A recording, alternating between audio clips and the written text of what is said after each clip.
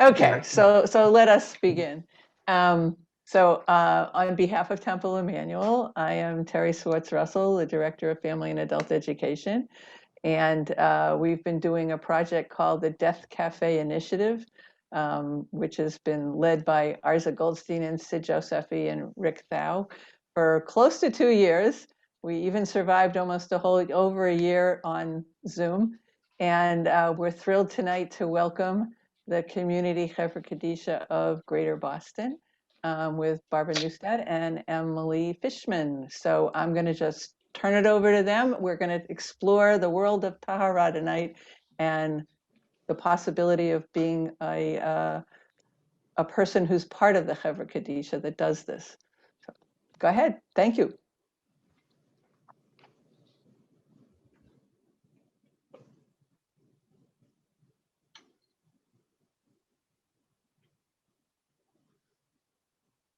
Sorry for the technical hand waving.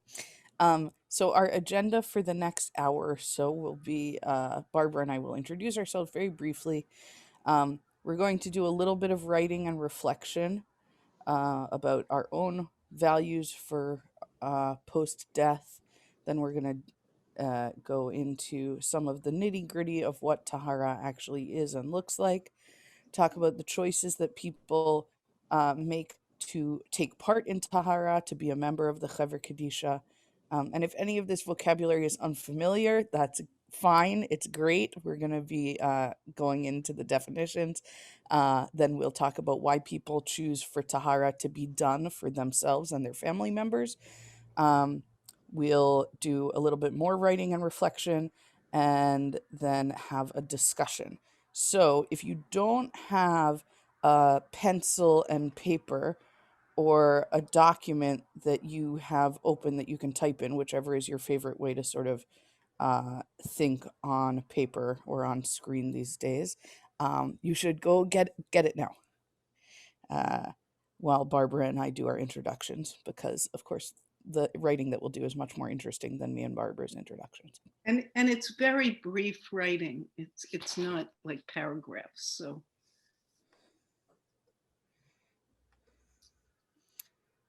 So who are we, Barbara?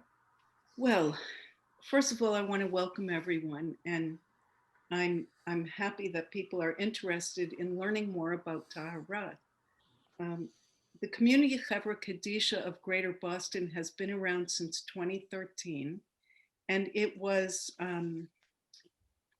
started by someone who's here tonight, Hal Miller Jacobs, and a woman named Judith Himber. We did our first Tahara in December of 2013. And as of Thursday, we have performed 708 Taharot. I am currently the co-president of the board of the Chevra and have been involved with the Chevra since its beginning in 2013. You're up, M. Fish. My name is Emily Fishman, or M Fish, either is fine. My pronouns are she, her, or they, them. I joined the Community Chevra Kadisha maybe about 3 years ago or so. So I'm not exactly the new kid on the block, but certainly not established like some of these other folks.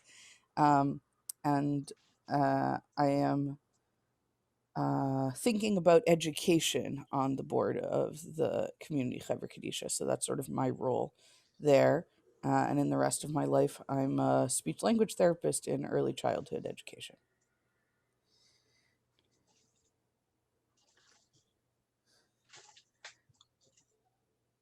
So here we are with our first short writing exercise. For 2 minutes, think about this and write for yourself, and then share in the chat box the answer to this question. What would you like to happen to your body immediately after death, and why? I realize that this is, a small question.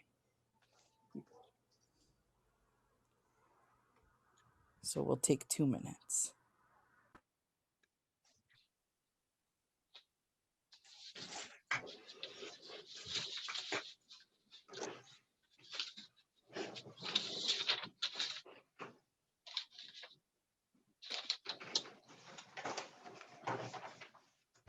Terry, is it possible to mute some of the people that are unmuted just by accident? I'm sorry. No, I'm not. There's a couple. It's not picking on anyone.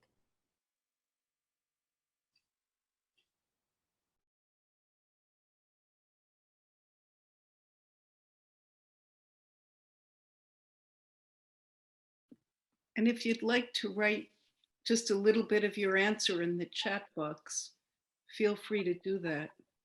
We welcome that.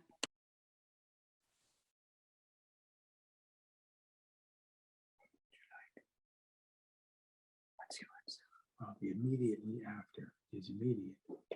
So that means that even if the family together in a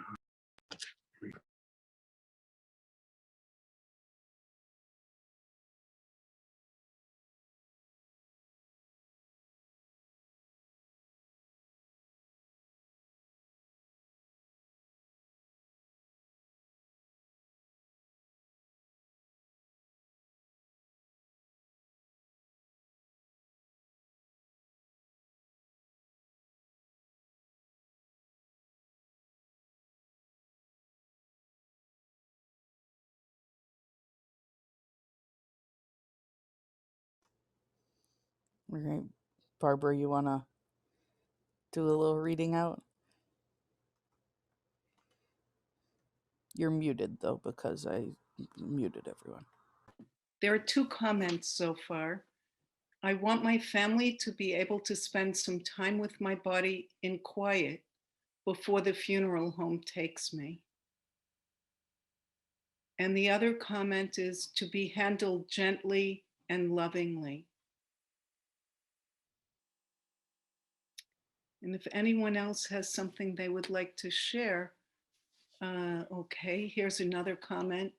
For my body to be surrounded by family/friends, saying goodbye, taken to a Jewish funeral institution, and for folks to watch over my body, and for my body to be prepared according to Jewish tradition prior to burial. Thank you.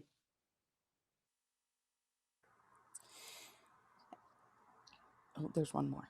I don't care for myself because I'll be dead, but I think a traditional process would be a great comfort to my family. Yeah, these are very beautiful. And, even for one particular preference, like I think it was Terry who said that she wants for the body to be, kept company. And we'll talk a little bit about that. Um, some people might say that that's what they want because it's traditional. Others might say that that's what they want because they don't want, there to be a feeling of loneliness or abandonment when they think about what happens immediately after their death. So even within one practice, there can be multiple ways people are thinking about it. And there are another a couple of comments.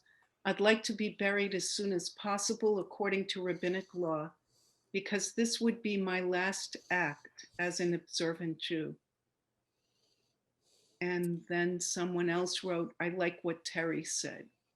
And Terry had said, for my body to be surrounded by family and friends saying goodbye and then taken to a Jewish funeral home. The next comment, I too want my family to have time to be with my body in quiet and in celebration. If they would like to, I welcome my family to wash my face and hands as a last gesture of care for me. It's beautiful. That's very beautiful and is, very complementary to the process of Tahara, but involving the family. So, anyways, we've been talking sort of around what Tahara is, and now one of our community's experts in it, Rabbi Victor Reinstein, will talk to us about demystifying Tahara. And here we go.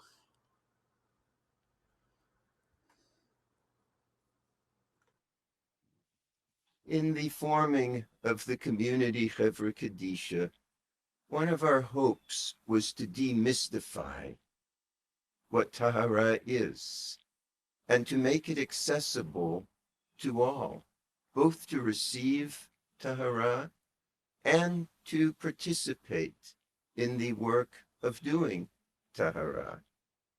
As a pluralistic Chevra Kadisha, Jews who participate come from all walks of Jewish life and from across the spectrum of Jewish observance. Chevra Kadisha means literally a holy society, and the work that we do is truly holy work. Tahara itself, as a word, means purification. It is not that we purify the body from impurity, but we prepare the body to make the journey from this world to the next world in a way that acknowledges both the frailties and the shortcomings of our human lives and celebrates who each one is because they have lived, because they have been part of the human family as a Jew.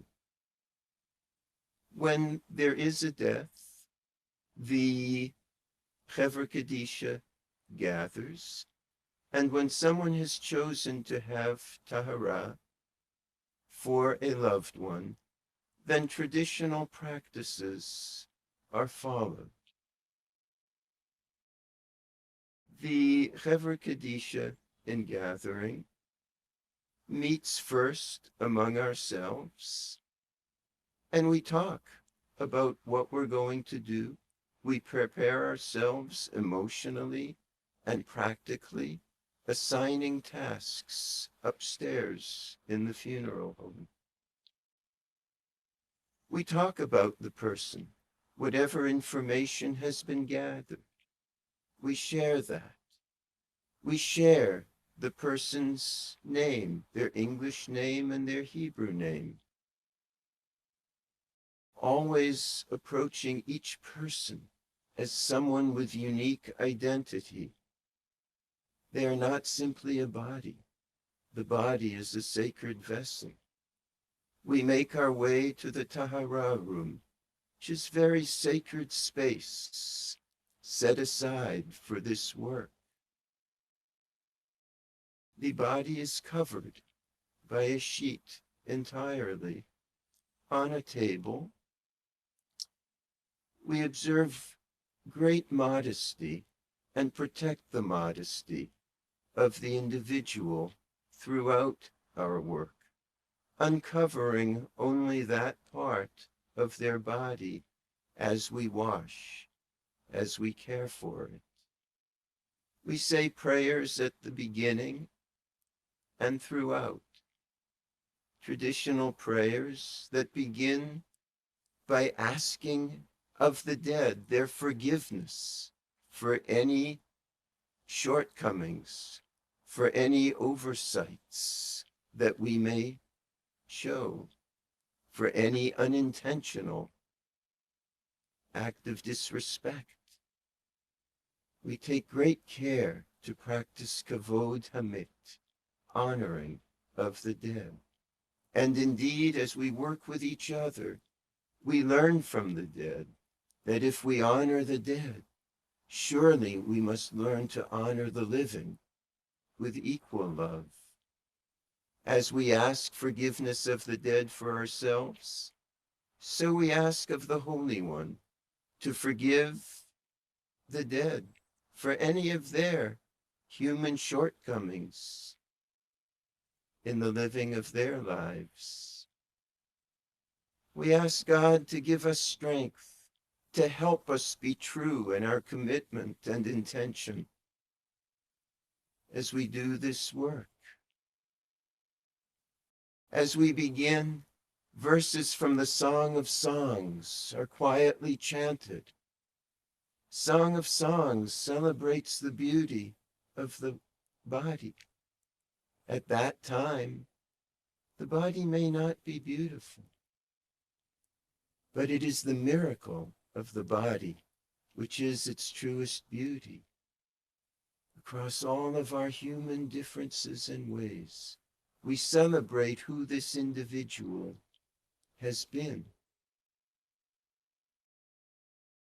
And with every person whom we care for, they are treated as the Kohen Gadol, the high priest in the ancient temple. And so we serve the high priest across genders, across differences in practice. Whoever one is, they are the high priest whom we serve. We carefully wash, ever so gently, with a washcloth, each part of the body, beginning with the head and face and neck, and then recovering.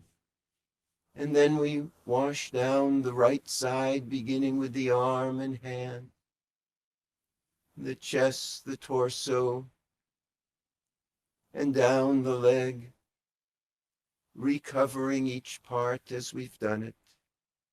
And then the members of the team on the other side do that side. We never pass any items that we are using across the body because that would be disrespectful. And there is a sense that the soul is hovering and present with us of the dead. And so we come around to the other side of the body and hand a washcloth to our partner on that side. And so they continue. And then similarly, we wash the back side of the body, again, ever so careful to observe modesty and uncover only that part we are working on. When we've completed the washing, we recover the entire body with a sheet, and we get ready for the second part. We gloved and gowned at the beginning, and now we remove our gloves. And as we did at the beginning, we wash our hands ritually, which indicates that we are dedicating our hands to holy service. And then we prepare 3 buckets of water, which may have been filled earlier. And this is the part that is the actual Tahara. While we use Tahara to refer to the overall process, most specifically it refers to the second part. We then, as the only time during the process, uncover the body entirely, and 3 people in succession pour water, flowing down from head to toe. This represents Mayim Chaim, the waters of life, flowing from above to below, as indeed we receive God's blessings, God's teachings, God's love throughout life, as the Torah was given at Mount Sinai from above to the people gathered below, so the flow of living waters from above to below. When we've completed the Tahara, we immediately recover the body with a sheet and begin to dry. We dry with the sheet, we dry with towels, ever so carefully and so lovingly. As throughout, we may quietly sing a nigun, a soul song, a quiet tune without words as we work. We minimize conversation only to that which is needed for the sake of serving the dead, as part of our way of being respectful. Once we've dried the body, leaving it covered with a dry sheet, we take the tachrichim, the shrouds. The tachrichim are the garments, simple white garments that reflect the garments of the high priest as worn into the Holy of Holies on the afternoon of Yom Kippur. We are serving the high priest.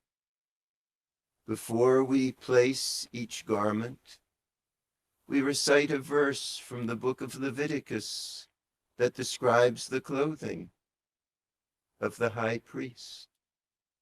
We place the headdress first, and then we draw up pants that are closed at the feet. And then we tie with ribbons a special knot around each of the legs near the ankle. And as we tie these knots that form the letter Shin, the first letter of God's name, Shaddai, we twist the ribbons, and the partners on each side do it together and say the first 4 letters of the Hebrew alphabet, Aleph, Bet, Gimel, Dalet, Hey, weaving this beloved dead into the flow of Jewish peoplehood through the very simple letters with which the Torah is written. And then we tie knots at the waist as well. We draw on the tunic, the ketonet, and tie knots at the neck. And then we place the kittel, and again, tie knots at the top. And then we are ready to place the dead into the Aron, truly the holy ark, as the Aron HaKodesh that holds the Torah, but so too is the coffin called, a simple pine box most traditionally. In all the simplicity of garments of coffin, we emphasize the equality of every person, just as every person of our dead is worthy of being treated as the Kohen Gadol. So each one, we are reminded, is equal in life, and so we return equally in body to the earth from which we come, as our soul makes its way home to the source of all life. If one wore a tallis in life, there is a tallis that is placed beneath their shoulders in the Aron. We tie off one of the tzitzis to underscore that at this time, the mitzvot of which it reminds cannot be practiced. And then we tie a long ribbon that has been placed under the dead. That was one of the garments of the Kohen Gadol. We draw together the sovev, a large sheet that encompasses the dead as with the embrace of a loved one's arms, the wings of the Shekhinah, of God's mothering presence. We place sherblach, little pottery shards, over the eyes, a reminder of the earth, but also of the brokenness of this world. And through the cracks of the shards, we pray that this person now will see the wholeness of the world to which they go, and that we hope to create in their memory on this earth. We sprinkle earth from the land of Israel, at times from one's own garden, into the Aron, that tells of our connection as a people with the place of our origin, and most deeply, our place of origin as the earth. We then close the aron, carefully placing the cover on top. We ask forgiveness of the dead, as we began by asking forgiveness for any unwitting errors or indignities that we may have shown. And then we say to the dead, Lech b'shalom, may you go in peace. We say, Lech b'shalom, may you go in peace to the dead. To the living, we, the members of the team, then turn to each other and say, Lech l'shalom, may you go toward peace, because the living are able to continue to strive toward wholeness. As we seek to bring wholeness to the dead through the holy work of Tahara, so we hope that we help to bring greater wholeness to the world of the living, helping to create,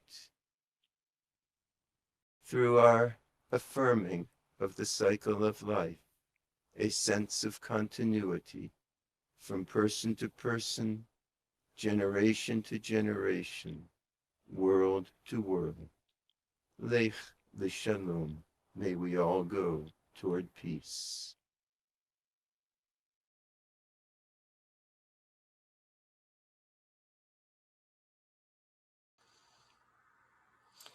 When we first recorded that video, I thought, and I spoke with Barbara and a couple other people about making it shorter, because we know that 16 minutes is a long time to listen. But we felt that Rabbi Victor's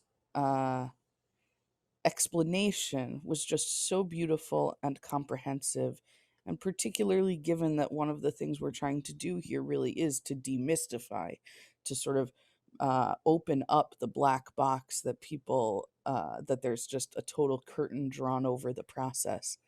And also that his pace sort of makes me feel like I feel in the Tahara room, right? There's no rush. Everything will happen in its good time. Anyway, Barbara, was there anything you wanted to draw out of that video before we go to the next thing? No, I think you've said it well, and thank you. Superb. So, no, we already did that. Thank you. Here we go. So now you can again write to yourself or write in the chat 2 minutes to answer this question. What values infuse the practice of Tahara? So rather than thinking about what are your own values, what do you hear in your experience or in what Rabbi Victor said about what sort of powers Tahara? 2 minutes.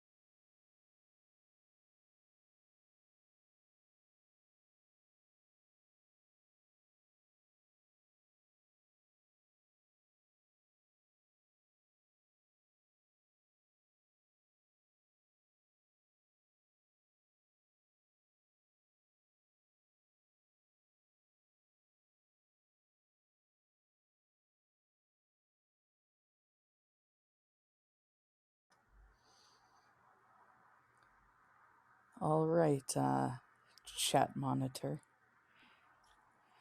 So I'm really appreciating what people have put into the chat, because it's exactly what we hoped people would get from Rabbi Reinstein's talk about the holiness of Tahara. People wrote respect, reverence, love, faith, humility, appreciation of life, respect for both the dead and the living, thoughtfulness, Jewish practices, forgiveness seems central. Thank you all for your comments. And I hope that it will stimulate you also to think when the program is over, to set an intention perhaps to think about this a little more during the week, maybe have a conversation with family about this. Yeah, one of the things that I love, just because I can add my own thing, because I'm the one with the mic, about the values in infusing Tahara is the real value of the physical body and sort of the affirmation that we aren't just sort of brain and spirit as it sometimes feels in Jewish practice. So here we have a question that I think many of us on the Chevra Kaddish are often asked. Why did you get involved in this? So here are two people from our Chevra who graciously offered their answers. So let me just interrupt for 1 minute. Yes. We filmed these during the pandemic in the courtyard at Temple Amuna, which is why people are bundled up. It was a very, very cold winter day. Remember how it was so cold? And so that's why people are in winter jackets and hats and whatever.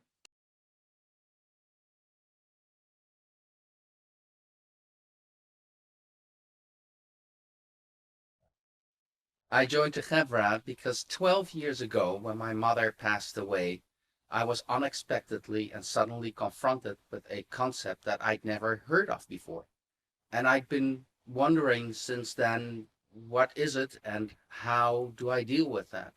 So when Hal had a talk at Temple Emuna, I immediately hatched on and asked him how I could be involved. And we had a good conversation, and that's it, that I joined.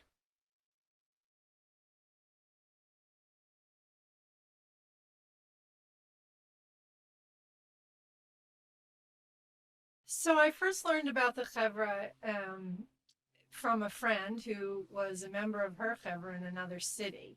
And I knew we had a Chevra Kadisha here in Boston, but I also knew it was the purview of the Orthodox community. So when I heard about a new community Chevra being started, I was really excited and I went to learn about it. And I was hooked. It was ritual without any real right or wrong. It was being involved in the Jewish community outside of my synagogue and my school circles. And for somebody who sometimes thinks about death a lot, it was a way to incorporate death into my life and be able to think about it in a healthy way and in a helping way. So one of the things that I neglected to say at the beginning in introducing the Chevra is that we are a pluralistic community, Chevra Kadisha, which means that we have every type of Jew in our Chevra, from people who don't think they believe in anything other than being Jewish, to people who are modern Orthodox. We also are gender inclusive. So we are the only Chevra Kadisha in the greater Boston area that is truly pluralistic and inclusive. And when we come to difficult decisions, Barbara is always there to remind us that we are pluralistic and that is our primary reason for existing. So reasons people join the chevra. This is just sort of an interesting. I ran across this book. Rachel Berman, who I don't know anything about, wrote a book called "Dignity Beyond Death," and there's a chapter on. She did interviews with many, many dozens of members of various chevra kadishas, and she coded the interviews and discovered that there were sort of several buckets that people's answers fell into about why they joined the chevra. So I just thought this was interesting. One is family tradition. There are many people, particularly in the more observant world, who will tell you that they joined the Chevra Kadisha because their mother was a member of the Chevra Kadisha and their grandmother and all of their aunts. And there are like certain families that seem to be in the business of serving on the Chevra. People join because they feel like it's something that the community needs and it's something that they are physically able to do and they have the time to do. So that's another reason.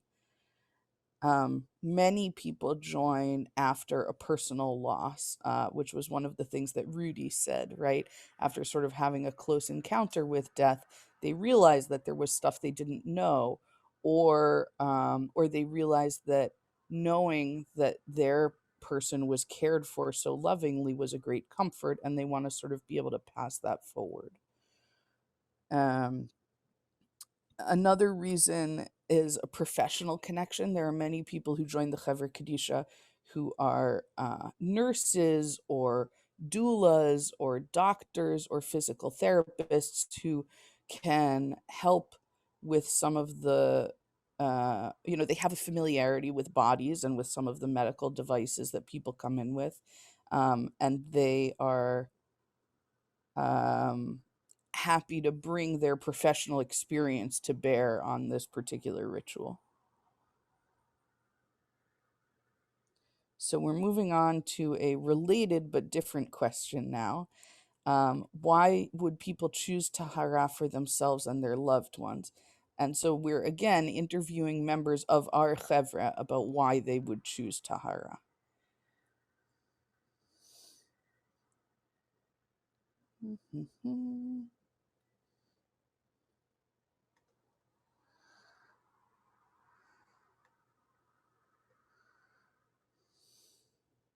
Before I joined the Chevra Kadisha, I would have chosen Tahara. And in fact, my father passed away shortly before I joined the Chevra Kadisha. So I would have chosen Tahara because it's a traditional Jewish practice, and I tend to do traditional Jewish ritual practices. Since joining and seeing how much love and respect and honor there is for the Meta, in the cases I'm familiar with, or the mate if it's a man, there's just so much honor that it's the right thing to do. Judaism has mourning practices that many people who are not Jewish say are the right thing to do. This is really the best way for people to get through this time period. And I think the honor that is given to the mate or meta is just absolutely the right thing to do.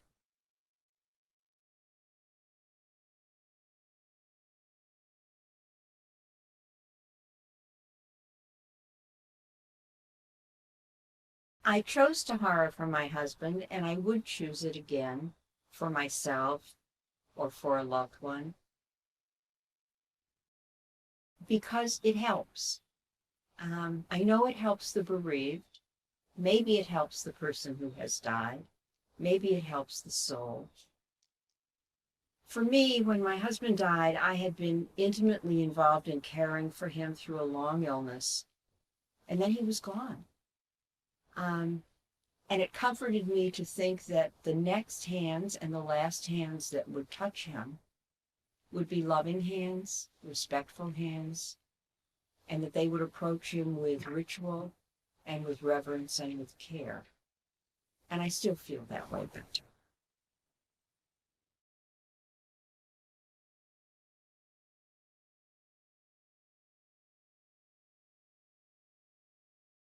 I would choose Tahara for myself and my loved ones because it is the Jewish way to do things.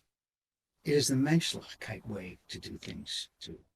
We welcome a newborn baby into the world and we say goodbye to our departed ones and dear ones in a similar way.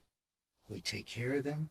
We send them on our way to Olam Haba, whatever that is.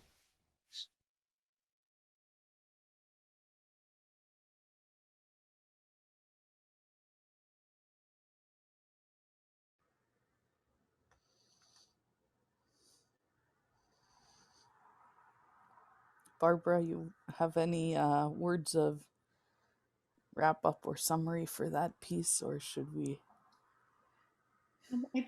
Let's move on because we don't have a lot of time left. So I do just want to say that I'm always so moved to have the conversation with people in our chevra when they come to a training. What possessed you to do this? Why would you want to do this? And the answers are frequently, if not always, incredibly moving, as these three people have talked to you. So, this will be sort of our last think and chat in 2 minutes piece. In what ways does Tahara align with your wishes for yourself post death? And potentially, in what ways does it not align? This is not a judgment here, it's an exploration. And we will have time at the end for questions.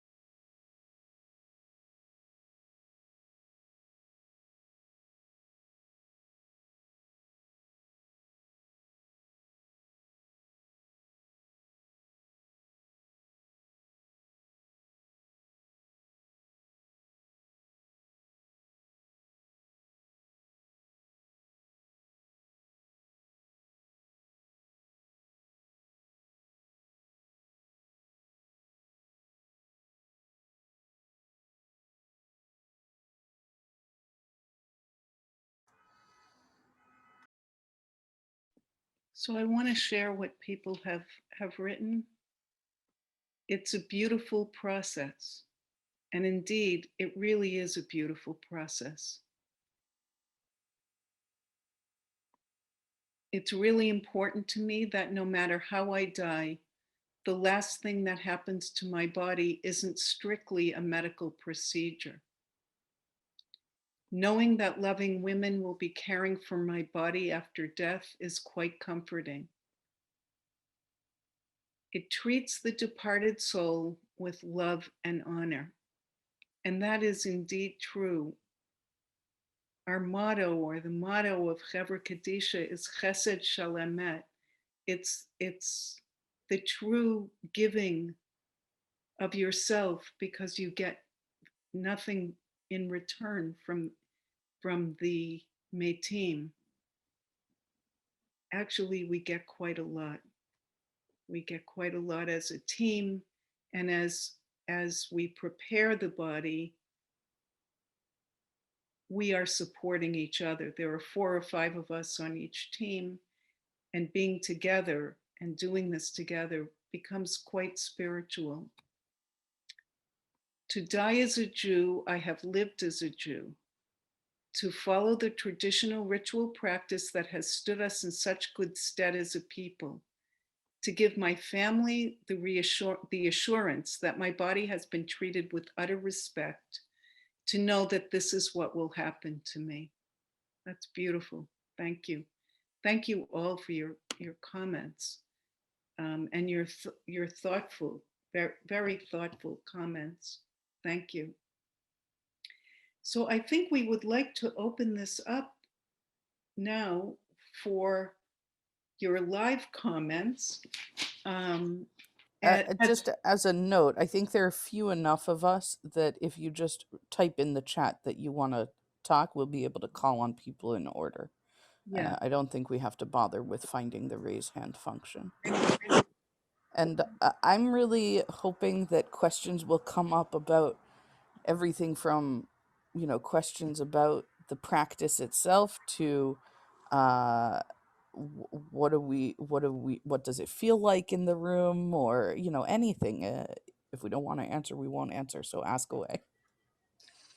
And can we thank you. Thanks. Relly? Yes, thank you. I have just one question. And I'm sorry, we have a meeting at 7:30, so that's okay. I'm sorry if I have to leave soon. The question is it different than Orthodox Tahara? What you're doing, or is it the same line?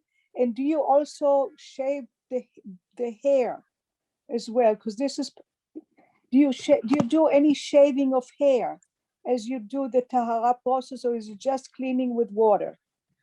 So I'll answer your second question first. We don't do any shaving of hair.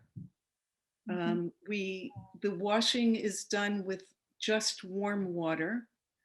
The only sort of beautification thing that we do is we remove any nail polish. I see. Thank you.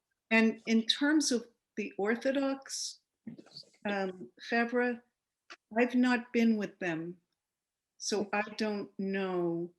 Hal, I don't know if you can answer that. I don't know if what we do is different or the same. I have done Tahara with Orthodox Chevras, and what we do is exactly the same thing. Okay. Thank you. Thank you. Thank you. So it's the same liturgy, and the order is exactly the same. And does somebody have to contact you after the person dies, or does the funeral home contact you? What's the process? The funeral home contacts us. I see. And then Thank you. The family has told them that they want to Tahara, or the person in pre-planning. So there's a question, is there a training or any kind of apprentice experience? Yes, there is a training. We, pre-pandemic, we're holding 2 or 3 trainings a year, and we hold them at the funeral home. We right now only do Taharot at the Bresniak Funeral Home in West Newton. And so we hold our trainings there, and we do a mock-up Tahara in the Tahara Room. And all that's involved is getting in touch with me, and my email is on the Community Chevra Kadisha website. And hopefully post fall Chagim, I'm hoping that we will be able to have a training. We have Thank you. right now about 145 volunteers. So we're big. And Um, just to, sorry, if I can answer the apprenticeship thing, the apprenticeship really consists of the people who put together the teams, um, are very thoughtful about who's on the team, and they make sure that there's only one real new person per team so that they can feel sort of like they can go with the flow of the people who already feel like it's more of a familiar process for them. right. Mhm. Um, These are Ju- great. These are great questions, and I want to try to get to all of right. them. Judith asks about the gender aspect, which I feel Go qualified to for it. answer. Go for it. Yeah. Um, Traditionally, in the old understanding that there are two genders, men and women, who are identified as such at birth and remain so until death. um, Women care for women and men care for men. There's a caveat in there that if there aren't enough men in a particular community, a woman may care for a man. But in our chevra, we have enough volunteers. We have a wealth of that. Our chevra has also been really leading the thinking in the US and Canada about how to bring an understanding of trans experiences in life and in death into our practice, um, which is a slightly longer answer, but suffice to say we are on it and we feel really good about the place that we're at. And that also sort of goes to, do men and women work together on teams? Generally, no. Right. Thank you. Thank you. There's a question about how many Jewish families choose Tahara, and not enough. Not enough, which is why we're doing, Terry, you'll be next, which is why we're doing more educational programs like this for different temples and synagogues, minyanim.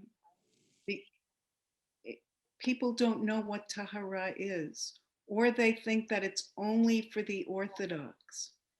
And it's not, it's for all of us.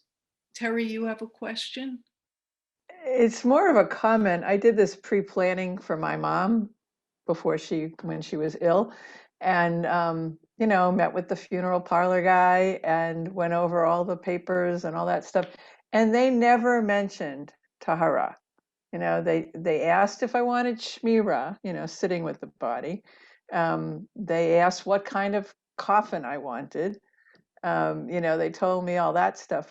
And this was a very close cousin, a relative of mine who I was sitting down with, and it never came up, I mean, and I didn't know kind of thing, to request it, because it was like, I just thought I was signing up for the full plan, like that this is a Jewish funeral home and they are going to do burial the correct, the from beginning to end with everything in it. I did have a request that, I brought my little bag of dirt from Israel that I wanted them to use and that kind of stuff. And I was very clear about the things that I was, I guess, more knowledgeable about, and the other things that I took for granted. And so, and it was kind of upsetting that it wasn't, it wasn't even in, if you get this sheet, right, with check off what you bought and what your plans are, it wasn't on the sheet, so that I remember. Yeah. But maybe that was me. So anyway, just thought I'd mention that. Yeah, that's interesting, and kind of disturbing as well. But on the sheet that Bresniak uses with families, or with someone who's pre-planning, it is clearly stated. And there are families who really don't know what Tahara is, so they don't request it. I will share with you that in 2001, when my mother died, and I was at the funeral home with my father, I had no idea what Tahara was. And when the funeral director said to my dad, "Do you want Tahara for Anne?" He said, "No, only the Orthodox get Tahara. Why would I want that?" And he was my father. I just went along with him, but I had no idea what that was until Hal and Judith approached me to join the Chevra.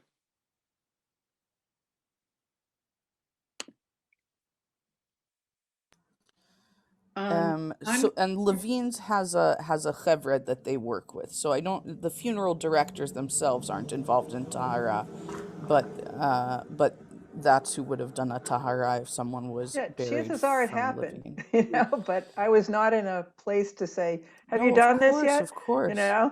So No, and that's, I think one of the things that we've talked about as a board about sort of the purpose of doing these educational programs is that no one is in the right place when they've just lost their loved one to be learning about a new thing.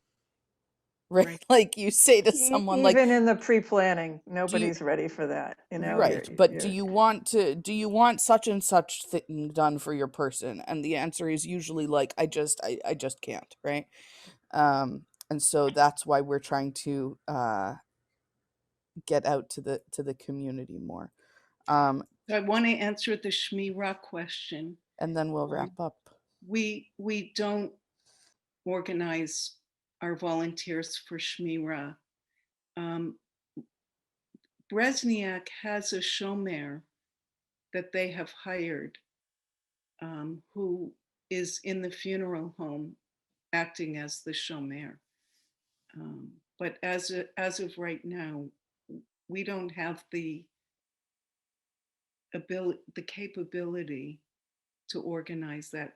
Although I will say that there have been a few people who have died whose shuls, whose synagogues have organized Shmira for them. So that's an opportunity also. So Fish, do you want to wrap us up? Just with my gratitude for having us and thinking with us and asking questions that made us think further. I put Barbara's email address in the chat a while back if you scroll up, and also Terry knows how to get in touch with us. And we hope to be back learning with your community again soon. All right, thank you very much, Barbara. And the program was recorded and it will be available and it will be sent out to all those who registered, whether they attended or not. And if there's any other information that you feel I should be sending out with that email, Barbara and Em, please send me the information. And we look forward to gathering again with you. And also, this is our final program for the year, and we'll pick up after the high holidays. We had to cancel a program earlier, and that speaker will be kicking us off at the beginning of the year, talking about, well, I think, is there life, the Jewish view on life after death, afterlife. So in the meantime, I wish everybody a wonderful summer. And thank you all for coming.